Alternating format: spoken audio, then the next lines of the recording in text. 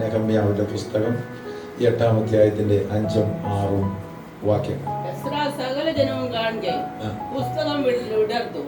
അവൻ സകല ജനത്തിനും മീതെയായിരുന്നു. അത് വിടർത്തപ്പോൾ ജനമെല്ലാം എഴുന്നേറ്റ് നിന്നു. എസ്രാ മഹാദേവമായ യഹോവയെ സ്തുതിച്ചു. ജനമൊക്കെയും കൈ ഉയർത്തി ആമേൻ ആമേൻ എന്ന് പ്രതിവേദനം പറഞ്ഞു. വണങ്ങി സാഷ്ടാംഗം വീണ് യഹോവയെ നമസ്കരിച്ചു. സ്തോത്രം. കഴിഞ്ഞ ദിവസം ഞാൻ അല്പമായിട്ട് തൊട്ട ആ കാര്യം തന്നെ ഒന്ന് ഇവിടേക്ക് വന്നിട്ട് നിർത്താം. പ്രവാസത്തിലായിരുന്ന ജനത്തിന് ഒരു ആഹ്വാനം വന്നു, യെരൂശലേമിലേക്ക് മടങ്ങിപ്പോകാൻ താല്പര്യമുള്ളവർക്ക് വരണം.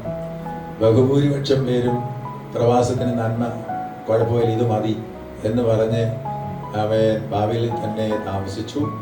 എന്നാൽ ദൈവത്തിൻ്റെ ആത്മാവ് ഹൃദ്യമായും ശക്തമായിട്ടും ഇടപെട്ടപ്പോൾ കുറേയേറെ പേരെ പറഞ്ഞു ഞങ്ങൾ വരാമെന്ന്. അങ്ങനെ അവരെ യെരൂശലേമിലേക്ക് പോവുകയാണ്. അവരുടെ ഭാഗത്തെ, അവരുടെ പക്ഷത്തെ, അവരുടെ കയ്യിൽ ആമേൻ സ്തോത്രം അവരുടേതായിട്ടൊന്നുമില്ല. ഉണ്ടായിരുന്നത് ആലയത്തിൽ നിന്ന് കവർച്ച ചെയ്യപ്പെട്ട കുറേ സാധനങ്ങൾ തിരികെ ലഭിച്ചതാണ്. ഞാൻ എൻ്റെ ആത്മീയ മർമ്മങ്ങളൊക്കെ പറഞ്ഞത് അതിലേക്കൊന്നും പോകുന്നില്ല. ജീവിതയാത്രയിൽ ശത്രു ഉന്നം വെക്കുന്നത് നമ്മുടെ ഭൗതികത്തെ അല്ല. ശത്രു ഉന്നം വെക്കുന്നത് ആലയത്തോട് ബന്ധപ്പെട്ട എന്തെങ്കിലും ഉണ്ടോ അതിനെയാണ്. ആലയത്തിലെ നന്മയോട് ബന്ധപ്പെട്ടത് എന്തെങ്കിലും ഉണ്ടോ അതിനെയാണ്. ആത്മീയമായിട്ട് എന്തെങ്കിലും നമുക്കുണ്ടോ അതിനെയാണ് ശത്രു ഉന്നം വെക്കുന്നത്. അത് ഓർത്തുകൊള്ളണം. നമ്മുടെ ആരാധന മുടക്കാനും സ്തോത്രം മുടക്കാനും നമ്മുടെ സന്തോഷം മുടക്കാനും ഒക്കെ ശത്രു ശ്രമിക്കുന്ന സ്ഥാനത്ത് അവര് ചെയ്യുന്നത് ഉപവസിച്ച് പ്രാർത്ഥിച്ചു. രാവിലെ സമയം ദൂരം നിങ്ങൾ ഏറ്റെടുക്കണം. സ്തോത്രം. നിങ്ങളുടെ ആത്മീയത്തെ ക്ഷീണിപ്പിക്കാൻ ഏത് തരത്തിൽ പിശാച് ശ്രമിച്ചാലും അതിനെ ജയിക്കാനുള്ള ആത്മബലം അകത്തിൽ മനുഷ്യനുണ്ടായിരിക്കണം. അവൻ വിശ്വസിക്കുന്ന ഒരു കറിയെടുത്തോ ദൈവത്തിൽ വിശ്വസിച്ചാൽ ദൈവത്തിന് നമ്മുടെ വായ അടപ്പിക്കാനാണ് പിശാച് ശ്രമിക്കുന്നത്. പക്ഷേ ആദരം തുറന്ന് ദൈവത്തെ സ്തുതിക്കാനാണ് ദൈവത്തിന്റെ ആഹ്വാനം, വചനത്തിന്റെ ആഹ്വാനം. അവരങ്ങനെ ചെന്നു, പല കാര്യങ്ങൾ ചെയ്തു. അതിലേക്കൊന്നും ഞാൻ പോകുന്നില്ല. എസ്രായുടെ പുസ്തകത്തിൽ പല കാര്യങ്ങൾ ചെയ്തതുകൊണ്ട് സ്തോത്രം, അതിലേക്കൊന്നും വിശദമായിട്ട് പോകുന്നില്ല. പക്ഷേ ഇവിടെ ചെയ്ത ഒരു കാര്യം മാത്രമാണ് എസ്രാ എന്താ വാക്യം ഒന്നുകൂടെ വായിച്ച്. എസ്രാ സകല ജനവും കാണുക പുസ്തകം വിടർത്തി അവൻ സകല ജനത്തിനും മീതെ ആയിരുന്നു. ഞാൻ വ്യാഖ്യാനത്തിലേക്കൊന്നും പോകുന്നില്ല. ഒറ്റ സിംഗിൾ കാര്യം മാത്രമാണ്. അവൻ പുസ്തകം വിടർത്തി അവിടെ ഉണ്ടായിരുന്ന സകല ജനത്തിനും എന്താ അവിടെ എഴുതിയിരിക്കുന്നത്? അല്ല, അവിടെ ഞാൻ വായിച്ചില്ല. സകല ജനത്തിനും മീതിയായിരുന്നു എന്ന് പറഞ്ഞാൽ എന്താണ്? സ്തോത്രത്തിൽ വായിച്ച വചനം താഴേക്കാ വരുന്നത്. കാരണം ജനമെല്ലാം ആ വചനത്തിന് താഴെയാണ്. എൻ്റെ കൂടെ ഉണ്ടോ നിങ്ങൾ? വിടർത്തപ്പെട്ട വചനത്തിന് താഴെയാണ് ഇപ്പൊ ജനം നിൽക്കുന്നത്. ജിയോഗ്രാഫിയാണ് ഞാൻ പറയുന്നത്. അവിടെ പണിതിരിക്കുന്ന സ്ഥലത്തെ കുറിച്ചല്ല ഞാൻ പറയുന്നത്. ആ ആത്മീയ മറുവ പറയുന്നത് ദൈവത്തിന്റെ വചനം നമുക്കെല്ലാം ഉയരത്തിൽ നിന്നാണ് വരുന്നത്, നമ്മുടെ തലത്തിൽ നിന്നല്ല. അത് വരുന്നത് നമുക്കും മുകളിൽ നിന്നാണ് വരുന്നത്. ആ വചനത്തിന്റെ കീഴെയായിരിക്കണം.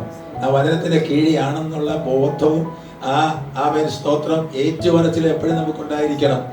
ആ വചനം കേൾക്കുമ്പോൾ ജനം പ്രതികരിച്ചു. സ്തോത്രം പറയണം.